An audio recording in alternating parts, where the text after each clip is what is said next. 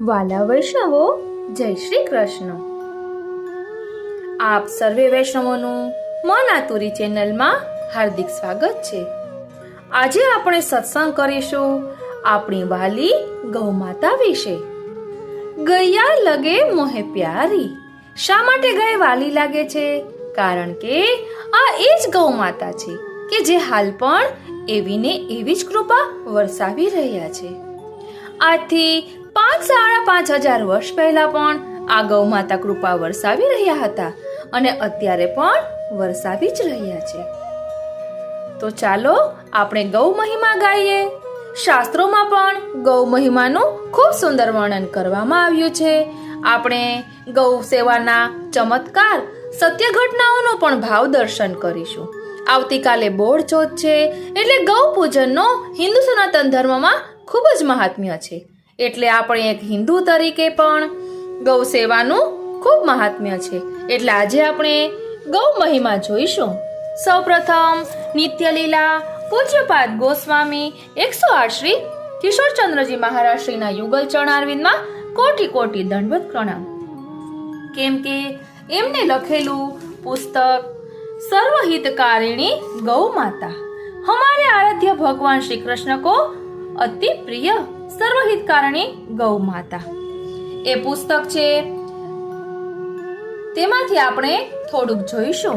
એટલે એમની કૃપાથી આપણે આ ગૌ મહિમા ગાગરમાં સાગર સ્વરૂપે એક જ પુસ્તકમાં પ્રાપ્ત થાય છે. તે આપશ્રીની અસીમ કૃપા કહેવાય. અને મારી દીકરી પ્રાચીને આ પુસ્તક ભેટ પુસ્તકમાં આવ્યું હતું. ખૂબ સુંદર પુસ્તક છે અને સાથે સાથે કલ્યાણમાં સમય પર ગૌ સેવાના દિવ્ય ચમત્કારોના પ્રકાશન થતા હતા. તેનું સંકલન પણ એક લઘુ પુસ્તિકા સ્વરૂપે છે, જે હિન્દીમાં છે, જેમાં છે ગૌ સેવા કે ચમત્કાર, સચ્ચી ઘટનાએ. તેમાંથી થોડુંક આપણે ભાવ દર્શન કરીશું. અત્યારે થશે એટલું અત્યારે કરીશું, બાકી આવતીકાલે આપણે ગૌ માતાના જ ગુણગાન કરીશું. બોલો ગૌ માતા કી જય. કારણ કે આપણા શ્રી શ્યામ સુંદરને પણ આપણે શું કહીએ છીએ? આપણા શ્યામ સુંદર શું બન્યા? ગૌપાલક બન્યા. આપણા શ્યામ સુંદર જ આપણને શીખવી રહ્યા છે કે ગાયોની સેવા કરવી જોઈએ. તો ચાલો આપણે આજે શાસ્ત્રોની દ્રષ્ટિએ ગૌ મહિમાનું પહેલા વર્ણન જોઈએ. સૌપ્રથમ આપણે નિત્યલીલા પૂજ્યપાદ ગોસ્વામી 108 શ્રી પુરુષોત્તમલાલજી મહારાજ શ્રી જૂનાગઢ વાળા એમની આજ્ઞા જોઈ લઈએ કે લોકશાહીનું તત્વ તો કેવળ પવિત્ર મત ઉપર જ અવલંબે છે. આ મતને પવિત્ર મત બનાવવો શી રીતે? લાંચ રૂશ્વતખોરો, કાળા બજારીઓ તથા કપટ કે પ્રપંચથી જીવન નિર્વાહ ચલાવનારાઓનો મત શું પવિત્ર કહી શકાય ખરો? ભેંસના દૂધના ઉપયોગથી કે દરિયા પારના દેશોથી દૂધના પાવડરના ડબ્બાઓના ઉપયોગથી બહાર મારી ગયેલ બુદ્ધિને પહેલા તો શુદ્ધ કરવી જોઈએ. અને એ ત્યારે જ શુદ્ધ થઈ શકે કે જ્યારે તમે ગાયના દૂધનો ઉપયોગ કરી તમારા અંતઃકરણની મલિન વાસનાઓને હાંકી કાઢો. ત્યારે જ તમારો મત પવિત્ર બને અને ત્યારે જ તમે જેને મત આપો છો તેની પવિત્રતા પારખી શકો. ભગવાનને અરજી પહોંચાડવામાં ભક્તની શોધ માટે જેમ આપણને ગાયના દૂધની જરૂર છે, તેમ મતની પવિત્રતા માટે ગાયના દૂધના સેવનની એટલી જ જરૂરિયાત છે. આપણે ગૌ માતાના દૂધનું સેવન કરી ગોધનની રક્ષા કરી સમસ્ત ભારત વર્ષમાં ગોવધને બંધ કરાવીને એવી શાસન પ્રણાલિકા સ્થાપીએ જ્યાં ધર્મનું ત્રાણ હોય તથા અધર્મનું વિત્રાણ હોય.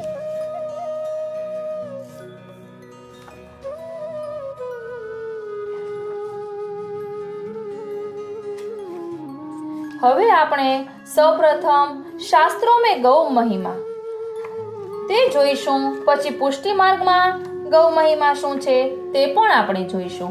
આ હિન્દીમાં છે એટલે આપણે તે પહેલા હિન્દીમાં લઈશું કે શાસ્ત્રો મેં गौ महिमा. यह समग्र सृष्टि भगवान की रचना है. हम सभी भगवान श्री कृष्ण के अंश हैं. हमारा कल्याण हो इन तदर्थ प्रभु ने स्वयं शास्त्रों की रचना की है. हमारे ऋषि मुनि आचार्यों ने भी भगवद आज्ञा अनुसार ही हमें कर्तव्य एवं अकर्तव्य का बोध कराया है. प्रामाण्य व्यवस्था. हमारे यहाँ सुदृढ़ शास्त्र प्रामाण्य व्यवस्था है। इसी को श्री महाप्रभु जी ने वेदाः श्री कृष्ण वाक्यानि व्यास सूत्राणि चैव हि समाधि भाषा व्यासस्य प्रमाणम तच्चतुष्टयम् तत्वार्थ दीप निबंध शास्त्र प्रकरण में यह वर्णन है। यह द्वारा उपनिबद्ध किया है। महाभारत श्री वेदव्यास जी की रचना है। इसे श्री गणेश जी ने स्वयं लिपिबद्ध किया है। यदि हास्ति तदन्यत्र यन्ने हास्ति न तत्क्वचित्, यह उक्ति महाभारत की महिमा से मंडित है। इतिहास पुराणाभ्याम वेदम समुपबृंहयेत् विभेत्यल्प श्रुतात् वेदो माम अयम प्रहरिष्यति। इस वचन में महाभारत पुराणों की महत्ता एवं उपयोगिता स्पष्ट है। नास्तिको वेद निंदकः, इस वचन में से वेदों का प्रामाण्य सर्वस्वीकृत है। सभी आचार्यों ने वेद तात्पर्य निरूपण में श्री वेदव्यास जी के ब्रह्मसूत्र को स्वीकार किया है। श्रीमद् भगवत गीता एवं श्रीमद् भागवत तो प्रामाण्य व्यवस्था में मूर्धन्य स्थान पर विराजित है ही। इन प्रमाण चतुष्टय अनुसारी सभी शास्त्रों का प्रामाण्य स्वीकृत है। हमारे शास्त्र ही हमारे जीवन की सफलता निर्धारित करने में महत्वपूर्ण आधार है। गोलोक की बात करें तो हमारे आराध्य भगवान श्री कृष्ण की नित्य लीला स्थली है गोलोक धाम। यहाँ गौ माता गोवंश आनंद से विराजित है। हमारी गौ माता गोवंश गोलोक धाम, हमारी गौ माता गोवंश गोलोक धाम में विराजित गौ माता का ही वंश है। गोलोकाद आव्रजत कृष्णम सुरभि, श्रीमद् भागवत दशम स्कंद में यह वर्णन है। गोकुले स्ववंशो रक्षितः इति सुरभि समागता, श्री सुबोधिनी जी में यह वर्णन है। गर्ग संहिता के गोलोक खंड के द्वितीय अध्याय में गोलोक का बड़ा ही मनोहारी प्रामाणिक वर्णन है। इसी वर्णन के अंतर्गत कोटि कोटि गौ माता आभूषणों से विभूषित सुंदर रूप से विराजित है, ऐसा वर्णन है। पद में वेद में गो महिमा गावोह यज्ञिरे तस्मात् पुरुष सूक्त में यह वर्णन है। श्रीमद् भगवत गीता में गो महिमा सह यज्ञाः प्रजाः सृष्ट्वा पुरोवाच प्रजापतिः अनेन प्रसविष्यद्वमेष वो स्थित्वष्ट कामधुक्। महाभारत में गो महिमा प्रजाः सृजेति व्यादिष्टः पूर्वदक्षः स्वयं भुवा असृजत वृत्तिमेवाग्रे प्रजानां हितकाम्यया।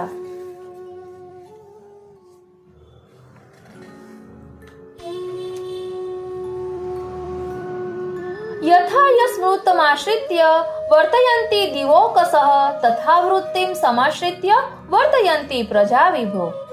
अचरेभ्यश्च भूतेभ्यस्त्वारा श्रेष्ठास्ततो नराः ब्राह्मणाश्च ततः श्रेष्ठास्तेषु यज्ञाः प्रतिष्ठिताः। यज्ञेराप्यायते सोमः स च गोषु प्रतिष्ठितः। सर्वे देवाः प्रमोदन्ते पूर्ववृतास्ततः प्रजाः। एतान्येव तु भूतानि प्राक्रोशन वृत्ति का अंश्या वृत्तिदम चान्वपद्यन्त तृषिताः पितृमातृवत् इतिदम मनसा गत्वा प्रजासर्गार्थमात्मनः प्रजापतिर्बलादान ममृतं प्रापिबत्तदा स गतस्तस्य तृप्तिं तु गन्धं सुरभिमुद्रीन् ददर्शुद्रार संवृतां सुरभिमुखजां सुताम् सासृजत सौरभेयस्तु सुरभिर्लोकमातरः सवर्णवर्णाः कपिलाः प्रजानां वृत्तिधेनवः। महाभारत अनुशासन पर्व, दान धर्म पर्व और गोप्रदा निकम, इसमें यह सब वर्णन आता है। उपरोक्त प्रमाणों से स्पष्ट होता है कि गौमाता गोवंश सामान्य सृष्टि नहीं है, अपितु स्वयं प्रभु अथवा प्रभु की प्रेरणा से प्रजापति ने अमृत पान किया तथा अमृत पान उद्गार से गौमाता गोवंश का आविर्भाव हुआ। अतएव यथा अमृतम आदाय सोमो विष्यन्दते पुनः तथा क्षीरं क्षरन्त्येता रोहिण्यो मृत संभवाः महाभारत अनुशासन पर्व, दान धर्म पर्व, गो प्रदानिकम में यह वर्णन है। अमृत संभवा गो माता अमृत रूपी दुग्ध से अपनी संतान एवं समस्त प्रजा का पोषण करे, यह स्वाभाविक है। श्रीमद् भागवत में गो महिमा। वृषम वृणाल धवलम मेहंतमिव बिभ्यतम वेपमानं पदेकेन वेपन्तं शूद्रताडितं गां च धर्म दूधां दीनां पृषं शूद्रपदाहतां विवत्सां साश्रुवदनां कृशं यवसमिच्छितम्। मैं धर्म को वृषरूप कहा है। श्रीमद् भागवत में धर्म को वृषरूप कहा है और गौ माता को धर्म दूधा यानी धर्म का कारण कहा है। अर्थात गौवंश धर्म है, धर्म का कारण है। धर्म की उपेक्षा आस्थावान व्यक्ति तो नहीं कर सकता।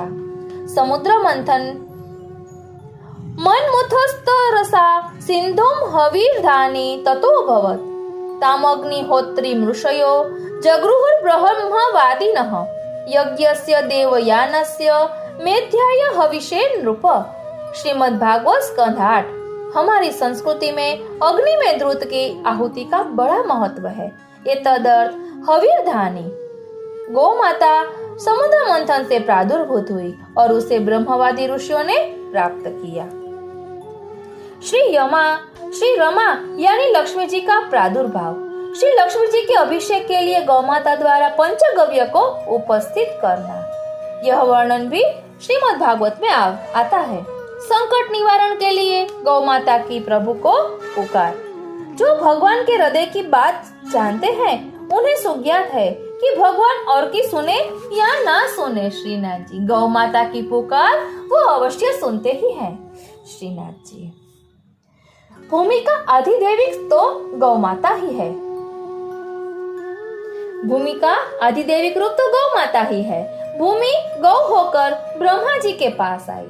ब्रह्मा जी ने सब देवों के साथ क्षीर सागर के तट पर साक्षात प्रभु की पुरुष सूक्त से प्रार्थना कर सबके दुख निवारण के लिए याचना की। भूमिर द्रुप्त नृपव्या जदैत्यानिकष ताव युर्ते ही आक्रांता भूरि भारेण ब्रह्माणं शरणं ययो गौर्भूत्वा श्रुमुखी खिन्ना रुदन्ति करुणं विभोः उपस्थितान्तिके तस्मै व्यसनं समवोचतः। गौरूपी पृथ्वी के दुख मोचनार्थ भगवद अवतार का वचन वसुदेव गृहे साक्षात भगवान पुरुष परः जनिष्यते तत्प्रीत्यार्थं संभवन्तु सुरस्त्रियः। श्रीमद् भागवत दशम स्कंद पूर्वार्ध अध्याय 1। प्रभु की व्रज लीला। हमारे आराध्य भगवान श्री कृष्ण को अति प्रिय है गौ माता, गौवंश। उनके बिना प्रभु की व्रत लीला तो संभव ही नहीं है। गोप बालकों को साथ लेके गौचरण गोत्सवों के साथ बाल क्रीड़ा। आगे गाय पाछे गाय, ईत गाय ऊत गाय, गोविंद को गायन में बस वो ही भावे। गायन के संग धावे, गायन में सचुपावे, गायन के खुर रेणो अंग लगावे। गायन सुव्रज छायो वैकुंठ विसरायो, गायन के हेत कर गिरिले उठावे। छी स्वामी गिरधारी विठले स्वपुधारी, ग्वारिया को भेक धरे गायन में आवे। यतो गावस ततो कृष्ण। माखन चोरी लीला, दान लीला, कौन से माखन दूध दही हैं जिनको प्रभु चुराते हैं, बलपूर्वक झपट कर आरोपते हैं। यह व्रज की गौ माता के दूध दधी नवनीत है। वह व्रज जहाँ गौ माता आनंद से निर्भय होकर विराजती हैं, जो गोलोक में विराजित सुरभि का वंश है। यशोदा मैया, माता रोहिणी, मातृ स्नेह युक्त अन्य गोपिकाओं को तो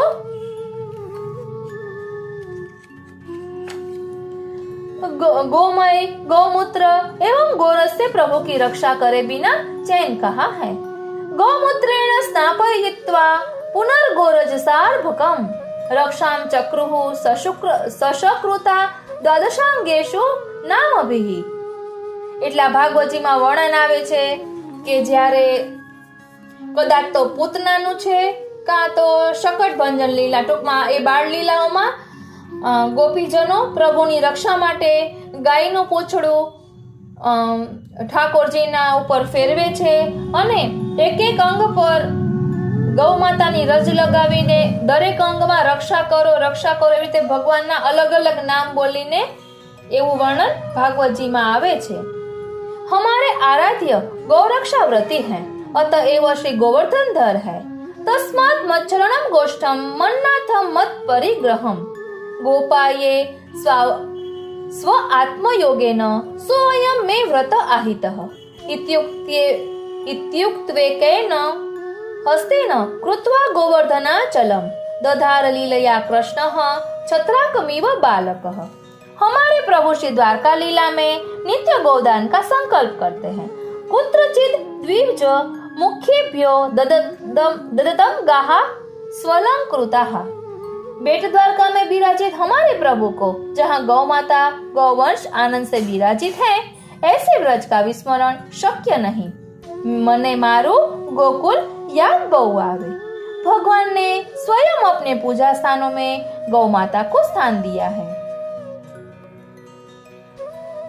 આપણે બધા જ જાણીએ છીએ કે જાણે શ્રીનાથજીનું કે આપણા શ્યામ સુંદરનું અધૂરું ચિત્રજી હોય અને તેમાં ગાય દોરેલી દેખાતી હોય તો આપણે તરત જ સમજી જઈએ કે આ આપણા શ્રીનાથજી છે કે આપણા શ્યામ સુંદર છે, કારણ કે આપણા શ્યામ સુંદરને ગાય ખૂબ જ પ્રિય છે। भगवान श्री कृष्ण ने अपनी विभूतियों में गौ माता की गणना की है। जब भगवान भूतल पर पधारते हैं तब सभी देव यहाँ विराजित होने की कामना करते हैं। उनके विराजने का सबसे उपयुक्त शुद्ध पवित्र स्थान उन्हें गौ माता ही प्रतीत हुई और सभी देवता गौ माता में विराजे। बोलो गौ माता की जय। अतएव हमारी गौ माता सर्वदेवमयी है। गौ माता गौवंश सामान्य सृष्टि नहीं है, प्रभु की विभूति है। गौ माता गौवंश सर्वदेवमयी है, अतः सभी इष्ट साधनाओं के लिए सम्मानीय है। ऐसा कौन उपासक होगा जो अपने इष्ट के विराजने के स्थान को नष्ट होते देख सके? गोवध पूजा स्थान को ध्वंस करने के समान है। इस अपराध से बचे। किसी भी इष्ट साधक के लिए अपनी इष्ट साधना की पूर्णता के लिए गौ माता गौवंश का पालन रक्षण अनिवार्य है। जैसे वेद, श्रीमद् भगवद गीता, श्रीमद् भागवत, अन्य सभी पुराण, स्मृति, धर्म ग्रंथ गौ माता गौवंश के महिमा की उद्घोषणा डिडिंग घोष से करते हैं, उसी प्रकार आर्यावर्त में जिनका उद्गम है ऐसी सभी उपासना पद्धति में गौ माता गौवंश के महत्व को निसंदिग्ध रूपेण स्वीकृत किया गया है। अब तो गौपालन के प्रति जागरूक होना ही चाहिए। पुष्टि मार्ग में गौ महिमा। श्री गोकुल विवर्धन नंद सुनो राधापते व्रज जनार्ति हरावतारः मित्रात्म जातट विहारण दीन बंधो दामोदराच्युत विभो मम देहि दास्यम। श्री कृष्णाष्टक में यह वर्णन है। जिस मार्ग का मूल मंत्र सर्वदा सर्वभावेन वजनीयो व्रजाधिप हो, यानी चतुश्लोकी में यह वर्णन है, यह हो और व्रजाधिप भगवान श्री कृष्ण को प्रिय सर्वहितकारिणी गौ माता गौवंश हो, उस मार्ग में गौ महिमा न होगी तो कहाँ होगी? भगवान जहाँ विराजते हैं अपनी लीला सामग्री सहित ही विराजते हैं। गौ माता गौवंश के बिना प्रभु की व्रज लीला कैसे संभवित है? व्रज का अर्थ ही है जहाँ गौ माता गौवंश आनंद से निर्भयता पूर्वक विचरण करे। हमारे प्रभु का प्रादुर्भाव गौलोक में हुआ है। हमारे प्रभु श्री गोवर्धन धर है, श्री गोपाल हैं, श्री गोविंद हैं, श्री गोकुलनाथ हैं, श्री गोकुल चंद हैं, श्री नवनीत प्रिय हैं, गोपांगना, गोप बालक, श्री नंदराय जी श्रीनाथ जी। कहाँ तक गणना की जाए व्रत लीला में गौ माता गौवंश के संबंध की? भगवान श्री कृष्ण ने श्री महाप्रभु जी को मोकू गाय बहुत प्रिय है, श्रीनाथ जी वारी जाओ बलिहारी जाओ, ऐसी आज्ञा की थी। भक्त एवं भगवान का परस्पर निरोध हुआ है, ऐसी है हमारी गौ माता, जिनके बिना न प्रभु को और न हमारी गौ माता को चैन। यतो गावस्ततो कृष्णः, यतो कृष्णस्ततो धर्मः, यतो धर्मः ततो जयः, गवाम स्वरूप निरूपणम। में श्री हरिराय जी ने इस स्वरूप का वर्णन किया है। हमारे श्री विठलेश प्रभु चरण गौ ब्राह्मण रक्षा परह है। આપણે અગાઉ શ્રી ગુસાઈજીએ ગૌ માતાનો પાઠોત્સવ મનાવ્યો હતો, તેનું ભાવ દર્શન કર્યું હતું। કોમ્યુનિટી પોસ્ટમાં આપને વિડીયો મળી જશે, ખૂબ જ સુંદર છે। આપણા શ્રી મહાપ્રભુજીએ પણ ગૌ મહિમા દર્શાવ્યો છે। પયોદા ગાયનો પ્રસંગ પણ આપણે બધા જાણીએ છીએ। અને ગહેવર વનમાં કદાચ તો કોઈ મુસલમાન રાજાએ બંધ કરાવ્યું હતું ગૌ પૂજન, અને ત્યાં પથ્થરની ગાય હતી, અને એ રાજાએ કહ્યું, એ યવને કહ્યું હતું કે જો આ પથ્થરની ગાય ઘાસ ચરે ને તો આપ બધાને ગૌ પૂજન કરવા દઈશ। તો શ્રી મહાપ્રભુજી ત્યાં પધાર્યા હતા અને ગાયના પૂંછડાની સાઈડ ચારો રાખ્યો હતો, તો એ ઘાસ ગાયે ચર્યું હતું। એટલે વલ્લભ કુલને આપણે ગોસ્વામી કહીએ છીએ, કારણ કે ગાયોના રક્ષણ કરનાર છે। એટલે આ એ જ ગૌ માતા છે કે જે હાલ પણ એવી ને એવી કૃપા વરસાવી રહ્યા છે, અને અત્યારે પણ ગોસ્વામી બાળકો ગાયોની રક્ષા કરી જ રહ્યા છે। ગાયોનું મહત્વ આપણા પુષ્ટિ માર્ગમાં ખૂબ જ છે। कुम्भनदासजीનો પ્રસંગ જોઈએ तो कुम्भनदासजी के पुत्र श्री कृष्णदास जी ने श्री गोवर्धनधर की गायों की रक्षा के लिए अपना देह समर्पित कर दिया। उन्हें नित्य लीला की प्राप्ति हुई। पुष्टि मार्ग की भगवत सेवा प्रणाली में भोग राग श्रृंगार का सुंदर समन्वय है। भोग हमारे प्रभु अक्लिष्ट कर्मा है, सात्विक वस्तु के भोक्ता है। भोग सामग्री गो दुग्ध, गोदधि, नवनीत, गोध्रुप के बिना हमारे प्रभु रजादीप को प्रसन्नता कहाँ है। राग सारंग आदि राग में पद, अष्ट सखाओं की वाणी, लीला, इनका वर्ण विषय जो प्रभु की गोचारण आदि लीला ही है। श्रृंगार की बात करें तो ग्वारियाओं को भेष किए हैं। गोपालन के बिना पुष्टि मार्गीय सेवा प्रणालिका का अनुष्ठान संभव ही नहीं है। श्री महाप्रभु जी आज्ञा करते हैं कि किमासनम ते गरुड़ासनाय, किम भूषणम कौस्तुभ भूषणाय, लक्ष्मी कलत्राय, किमस्ति देयम वागीश, किम ते वचनीयमस्ति। तत्वार्थ दीप निबंध में यह वर्णन है।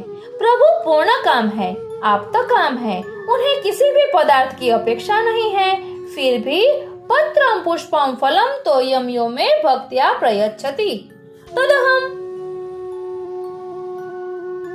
भक्त्युपहत मश्रामि प्रयतात्मनः।